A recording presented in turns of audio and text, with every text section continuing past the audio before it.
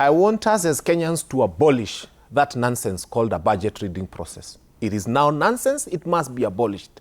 How can you have 10 billion being available for Ol Kalou post-budget? It was not budgeted for. It was not included in the budget. It was not read in the budget. It is now being spent in Ol Kalou. So what was this waste of our time and energy, taking people to parliament and carrying our emotions to read a piece of paper that is useless? Because the reason why nations make budgets, and I dare submit to you, nations that use common sense read budgets, is because they follow them. Now tell me where 10 billion for Ol Kalou is coming from if it was not provided for in the budget. 10 billion is not 2 shillings.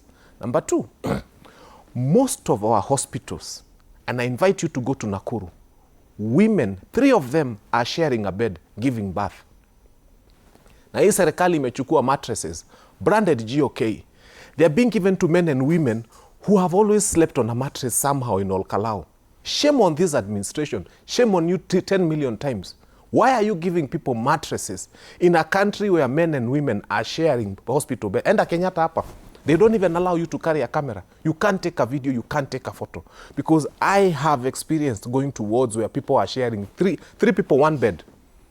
Na wanapeana mattresses Ol Kalou. Shame on this administration. I think there is nothing called electoral offenses. IEBC, look at yourself in the mirror and feel thoroughly ashamed. There is nothing like an electoral offense. If what is happening in Ol Kalou, nothing amounts to what you'd call an electoral offense, then there is nothing like electoral offenses. Because this is outright open voter bribery by this administration. Why do we have permanent secretaries? And why do we have ministers, or do you call them cabinet secretaries in this country? That they have stopped everything. They are not serving the rest of Kenyans. They are now based in Ol Kalou. Wametafutiwa hoteli, wanaishi huko. Wengine wanaishi Naivasha. They wake up every morning to go and serve Ol Kalou because 1 seat for this administration is more important than the whole republic. You've seen the CS for energy and the many other CSs. They've been told to stop every other government business, that nobody else in this country is important.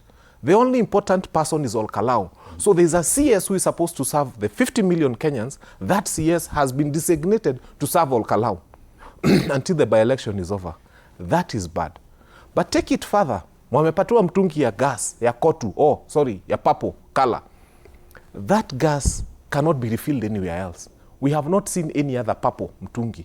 I dare submit to Kenyans, go look for somebody to paint for you green or any other color that is available in the market. This administration is committing a very serious offense on what is supposed to have been the responsibility of Kenyans. What is the value of a vote? Malava, by the way, watu wa Malava munafaa mkasirike sana. Na inafaa irudiwe kwenyu. How can they give you kiberiti, chumvi, I don't know, mattress, blanketi na mwiko, and you see the things that are being given to people of Ol Kalou? Kweni kura ya Malava is worth less than kura ya Ol Kalou. Ati unapewa chumvi, no, unapewa chumvi na kiberiti, na kuna mtu anapatiwa mattress imebrandiwa GOK. There is no equality before the law. But finally, think about it this way, Ndimuli. And that's why some of us cannot contain ourselves when we start thinking about how terrible this administration has gotten. Now, it has gotten to a point where every other thing has stopped. The people of Mbere, and this I have verified, transformer ya Njura, Shiagera, Kirangiri, Rwanjeru, and Nguthi pale Kanyambora, zote zimengolewa. Zimepelekwa wapi? Ol Kalou. Yani nyinyi Mbere walimaliza na nyinyi, sasa wamewanyang'anya transformer. Are you suggesting that after the by-elections, zitangolewa, depending on whether they win or lose? No, if it's needed for another by-election, can you imagine you give people a transformer, leave them in the blackout, and then unapeleka transformer huko? Do you see this as another case of voter bribery? Is that how you see it? You know, Fred, the 3 of us belong to a profession that is honorable.